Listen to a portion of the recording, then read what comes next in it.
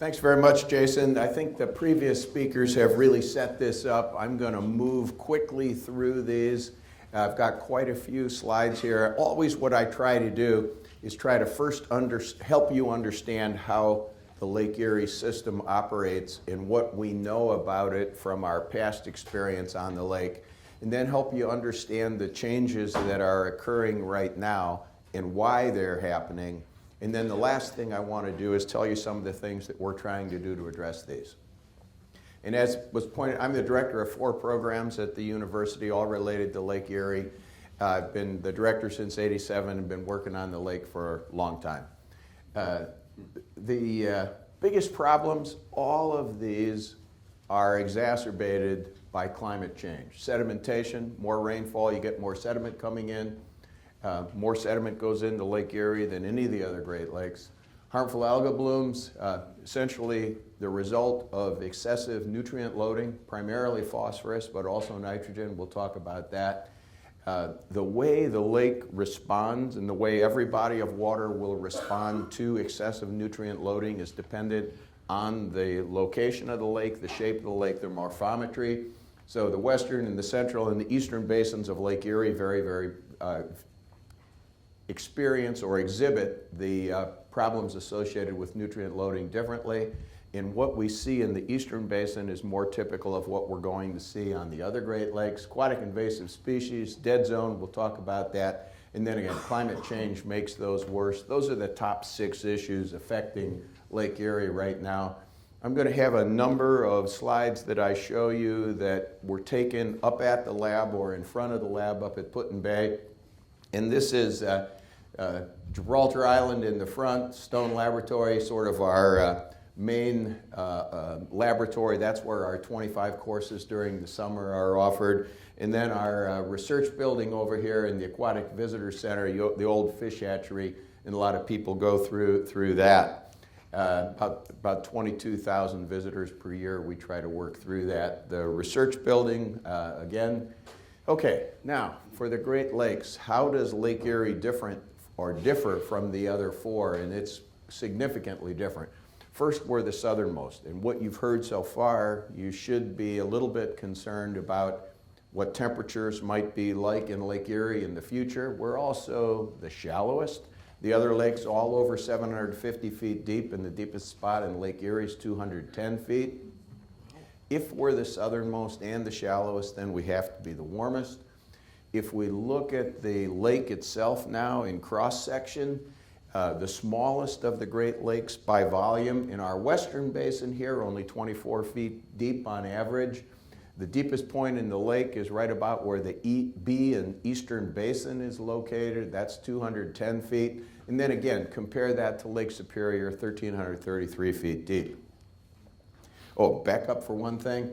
The dead zone, you've probably heard of that. Essentially, the central basin of Lake Erie, the area between Erie, Pennsylvania, and Sandusky, Ohio. The cold bottom layer during the summer loses all of its oxygen. It's consumed. And that area, when it becomes anoxic or without oxygen, we refer to it as the dead zone. So where's the water come from that comes into Lake Erie? 80% of it is coming from the upper lakes. So what happens? Snowfall, rainfall, those kinds of things on the upper lake. That's coming through the Detroit River and into the lake. Then 10% of the water in the lake comes from direct precipitation onto the lake, and 10% from the other small tributaries around the lake. The largest tributary to all the Great Lakes is the Maumee River, and it also drains 4.5 million acres of agricultural land. Tells you something about the kind of flow that should be coming in from the Maumee, and it's typically very brown and very high in phosphorus concentrations, nutrient concentrations. And it's bringing, again, only 3% of the flow. Typically, we get about 80% of the flow coming in right here, about 3% of the flow coming in right there, and often the nutrient loads between those two, when we look at the total volume of nutrients that come in per year, are about equal. It's just that, think of the concentration. If this is coming in 3% and up here you're getting 80% of the flow, but yet the quantity of nutrients is about the same. Also, think about how these things, the nutrients, how the lake responds. All of that water gets dumped into the western basin. So this is about 90% of the water gets dumped into this really, really small area. So you hear about retention rates for water on some of the lakes over 100 years. Retention for water on Lake Erie is about 2.7 years, but retention time for water in the western basin is about 20 to 50 days. So things happen there very, very quickly. So if we make changes or we make improvements, we will experience the results of those or the impact of that improvement very quickly. The watersheds around these lakes, very different. And to sort of cut to the chase here, the watershed around Lake Erie has the most agriculture, the most or the second most urban, suburban, and the least forest. Now that means we're going to get a lot more sediment, a lot more nutrients, a lot more pesticides coming in. Though we're going to get even more of that as we get more frequent severe storms. But if we're southernmost, shallowest, warmest, and we get the most nutrients, then biologically Lake Erie has to be the most productive, and it is. We produce more fish for human consumption, typically each year than the other 4 Great Lakes combined. Comparing the two extremes, Superior and Erie, Superior's got 50% of the water, 2% of the fish. It's not exact, but it's really close. It's instructive for sure. Lake Erie's got 2% of the water and 50% of the fish. Wow. Arguably the most important lake in the world, clearly one of the most important lakes in the world. It's also the best example of pollution in the country. It really was the poster child for pollution problems in this country when the Cuyahoga River burned in '69. Think about the things that happened the next year. We have the first Earth Day, US EPA is formed, NOAA is formed. All those things happen as a result of the way the burning of the Cuyahoga River was covered by the media. It's the most heavily utilized of the Great Lakes, the most challenging to manage because you got 5 states, a province, 2 countries.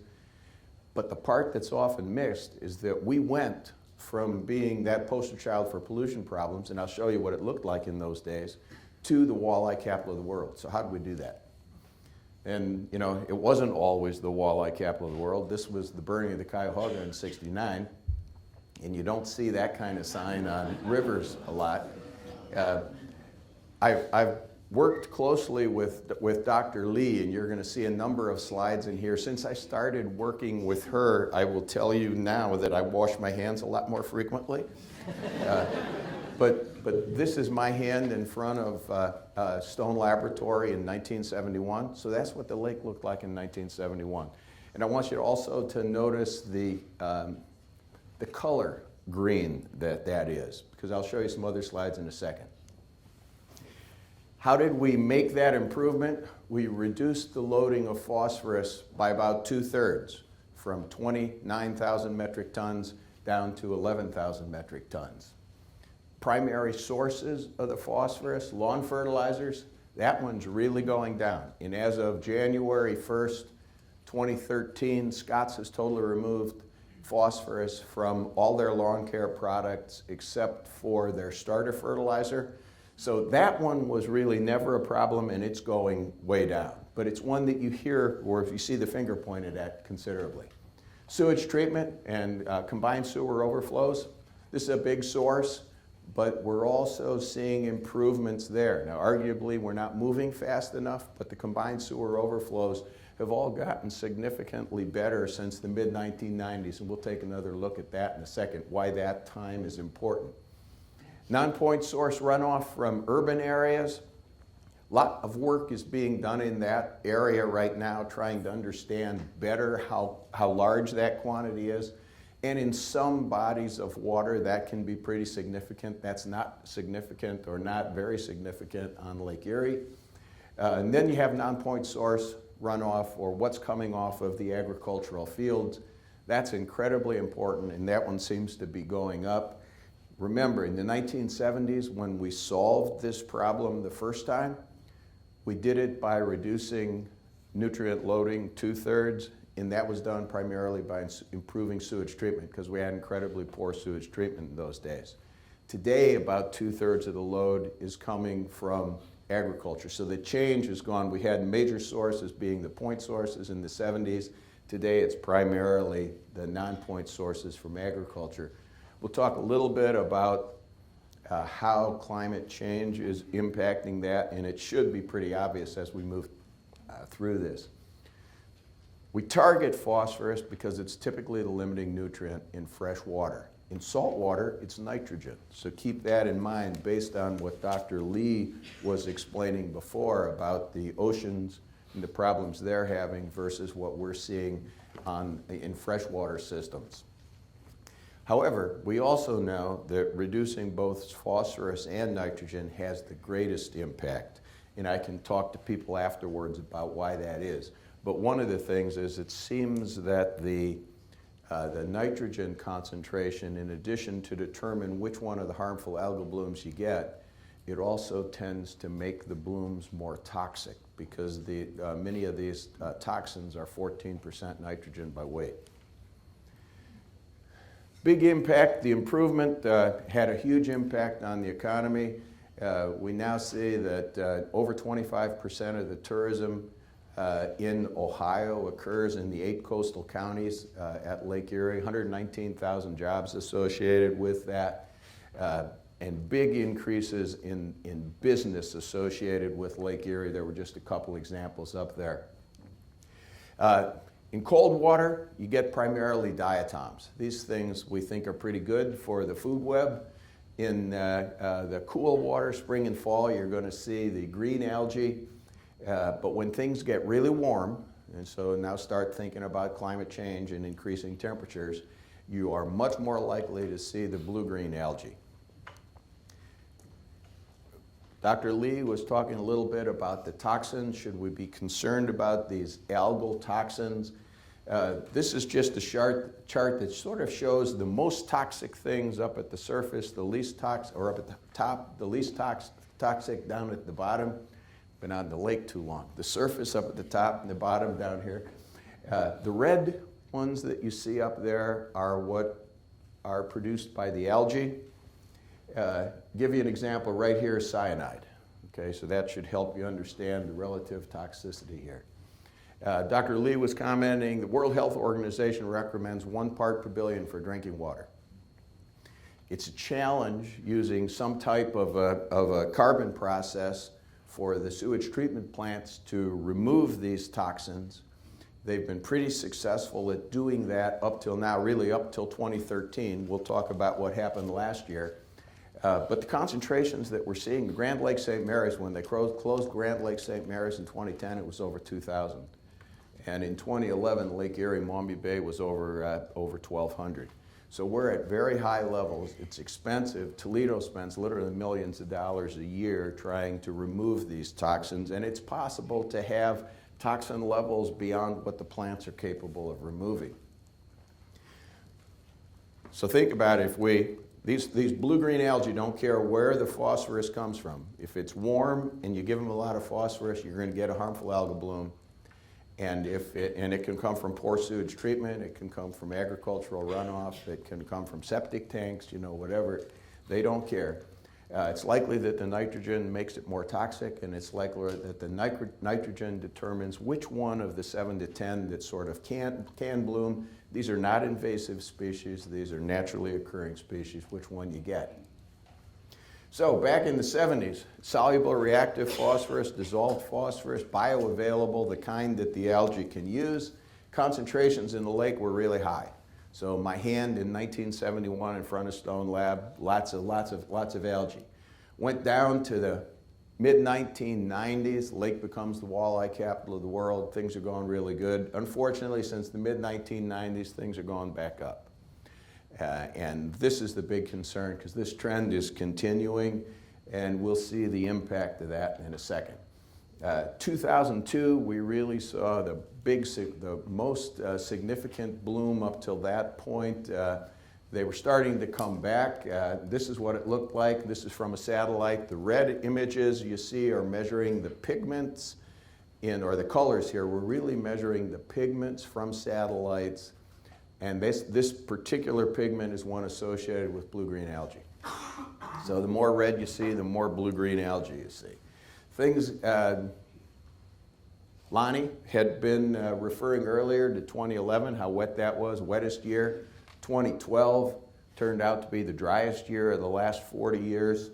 You see the difference in how the lake responded. Huge load of phosphorus, huge bloom of algae, and this was the first time that we've really seen a significant bloom move out of the western basin into the central basin, and at that point we're covering the water intakes for 2.8 million people with a harmful algal bloom.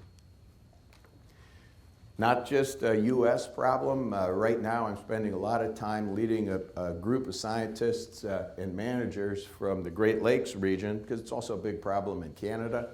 21 states in 2012 showed it.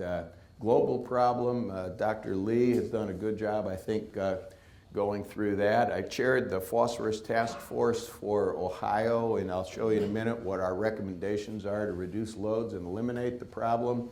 And right now I'm doing the same thing for the Great Lakes region between US and Canada. And there's a lot of discussion going on because these blooms are occurring now in the central basin of the lake, and they're also occurring in some of the other Great Lakes.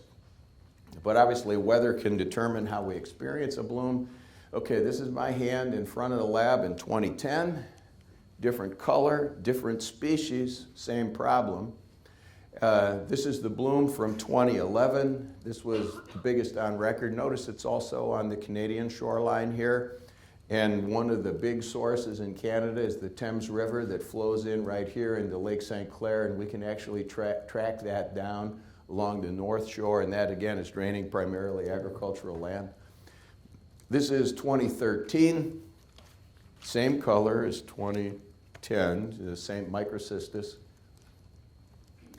This is our modeling work, and this is a real collaborative process. Heidelberg, University of Toledo, Ohio State, Stone Lab, and NOAA. And it's really Rick Stump at NOAA that does this, does the modeling, takes all of our work and incorporates it into this model. And things were going along pretty well with our ability to predict how severe the blooms would be using Dr. Stump's model until 2013. And the red dot that you see up here in 2013 is what we predicted, and we were really low on 2013. That bloom was much worse than anticipated. So we'll talk a little bit about why that was, why that's happening, and how we're going to do something a little bit differently this year. And again, these are the people that contribute to that modeling effort. Essentially, there's been a lot of talk. We had a very cold winter, so the thought is, what would that cooler spring that we've had now, will that have an impact on the harmful algal blooms for this year? Well, we can go back and look at 2011, and I'll show you in a second. And in May of 2011 was actually when we had the coldest spring up to that point. In 2011 is also when we had the largest bloom. The other possibilities in 2013, we had a very large rainfall events during July. And our models up till this point have been based on the loading that occurs from 1 March to 30 June. And in 2013, we had a big load in July. So now what we're doing is incorporating the temperatures from May and June, and we're incorporating the load from July into the model. And it's also possible that nitrogen concentrations in 2013 was high, and I think this is having a really, really significant impact, because typically what happens in the summer, we're going along with a particular form of algae that requires oxygen or requires nitrogen, Microcystis, and we use up all of the nitrogen, and really in August the lake actually has become nitrogen limited a number of times. When that happens, we switch forms of algae over to one called anabina that's a nitrogen fixer. It can get its nitrogen out of the air. It takes several weeks to make that shift. In 2013, we didn't have to make the shift. The concentration of nitrogen in the summer was very high. Plenty of phosphorus still available, so we stayed with Microcystis, and we really had a big bloom in 2013. And then the other thing is all these blooms start from the bottom with essentially resting stages of the algae on the bottom. And after 2013, there's a lot more resting stages on the bottom of Lake Erie. After 2011, a lot more algal cells on the bottom of the lake. So again, coldest May was in 2011. That was the largest bloom. Looks like the June temperatures, cool June temperatures, can have a positive impact, so we've incorporated that. And when we look at the rainfall and loading during July, that looks like it's significant. So this year we'll be giving our first prediction for bloom severity on July 10th. And we'll do a second one very similar to what they do with hurricane forecast now in August.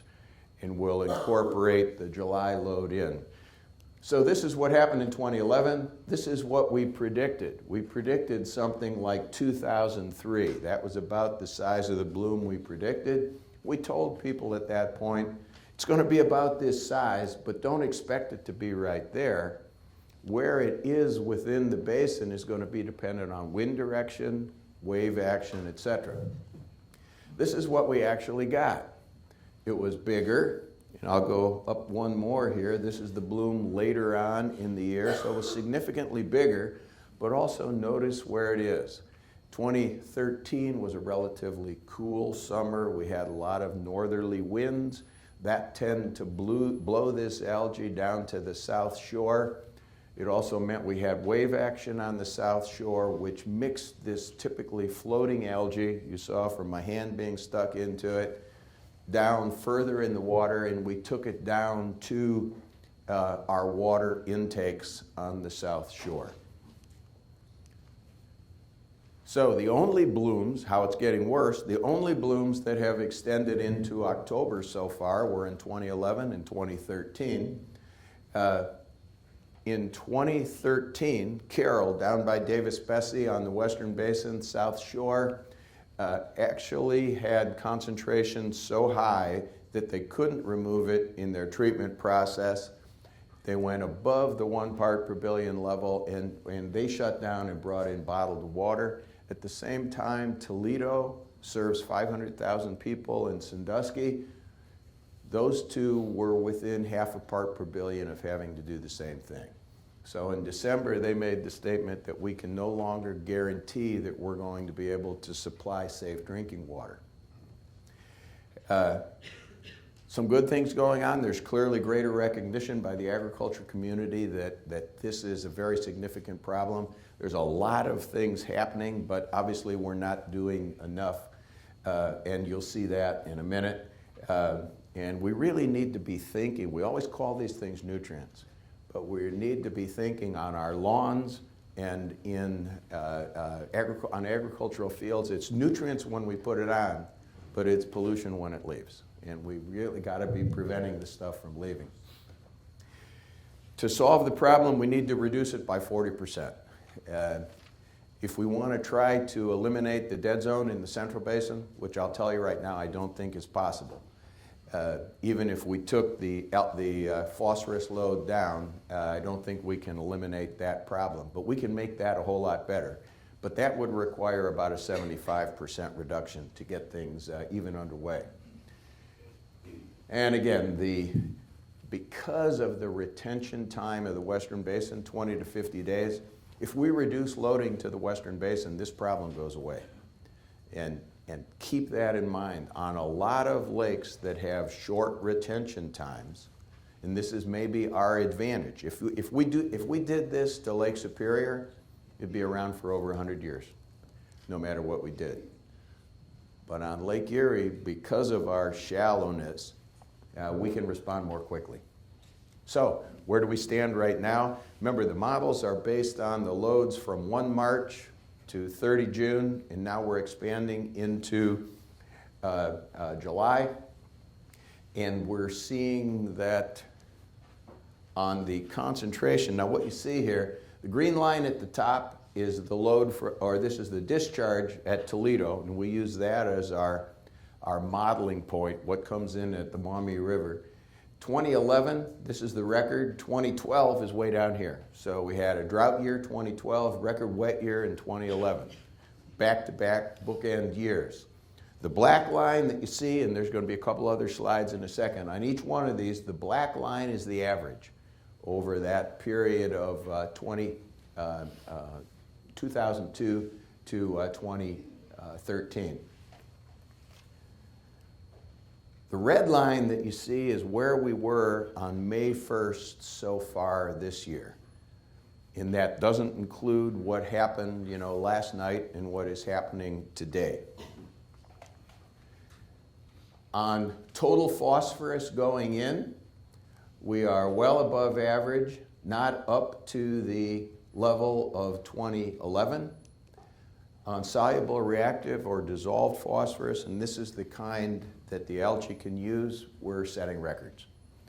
And so this would mean right now, if we didn't get, as of May 1st, if we didn't get a load, if we didn't get any more rainfall, if it just stopped at this point, we would have a bloom that is above average.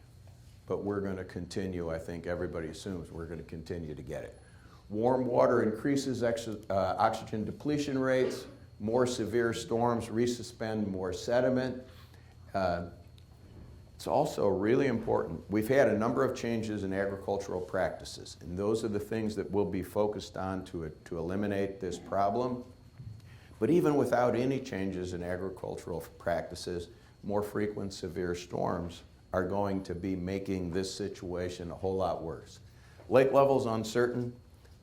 There's about 13 models that look at this. A number of the models are predicting it going down, but there's a couple that have predicted going up. And it's really challenging to try to decide, does increased evaporation because of less ice cover, is that increasing greater than the increased precipitation because of the bigger storms? The majority of that loading, the majority of the phosphorus that comes in during storm events, probably 80 to 90%. So if we have more storms, we're in a lot of trouble. 2012 was a very dry year, so we didn't have big storms, we didn't have much load, and that was pretty much a good thing for Lake Erie. What you see on this one, this is the cumulative load of phosphorus, and these are the storm events. And so you can see how that when it's not raining, we're not putting much into Lake Erie. When we get a big storm, the small rain events don't contribute much, the big ones do. Cut to the chase on this one. We look at the last 50 years. We haven't seen significant changes in the storm frequency for the storms that produce 1 inch of rain per year or per 24-hour period. The storms that produce over 3 inches of rain per 24-hour period have gone up over 50%. So things we're doing at Stone Lab, we're trying to put solar thermal onto our dining hall, reduce our energy consumption. During the summer, all of our hot water is produced with solar thermal. We've got solar panels in a couple locations, low-flow toilets, low-flow shower heads, reduce energy consumption for hot water, but also reduce the amount of water we're sending to the sewage treatment plant. These are all things we should be considering doing. Compact fluorescent, attic insulation, 4-cycle outboards instead of 2-cycle outboards, putting much less into the atmosphere, improved sewage treatment. We've done a lot of terracing on Gibraltar Island to hold the water on the island instead of let it run into the lake. We can, some good things, we can actually grow grass on the island now. This is our new solar pavilion built on top of the old sewage treatment plant. These are new panels across the top. Over here we test, you can go to our websites and look at the output from each individual panel. This will be up by the end of this month. But what's the difference between putting up microcrystalline and polycrystalline panels? Over here, we're looking at different kinds of inverters, so we can test 8 different strategies for solar production. Another view, solar thermal. In Stone Lab, we've tried to improve our facilities. It's hard to do that over at Gibraltar. You've got to go and, but now we're doing special programs, workshops for water treatment plant operators to help them understand how to deal with the toxins and also how to remove the toxins and identify the algae. Actually, they know when to deal with it. In our research building, totally renovated that and put in a new water quality lab so we can work on this, and a lot of outreach programs for decision makers, the agricultural community, changes to the research building. You know, you have a building from 1890, fun place to work, but challenging to manage. And improving our research vessels so that we can get out and test this water more frequently. Lots of research efforts underway, trying to eliminate the open lake disposal. We think we have some strategies, open lake disposal of dredging materials from the Maumee River, and also dealing with a number of issues. All this presentation will be available on Jason's website, I believe. You'll be able to track these down. We're trying to do a lot with back to the education, I think, that Ellen was talking about. Science writers workshops, special workshops for coastal county commissioners, mayors, decision makers, and then a lot of basically a lot of outreach in addition to the courses that we offer.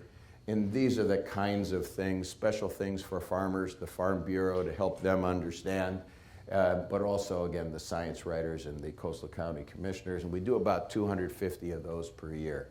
With that, I'll stop, and thank you very much.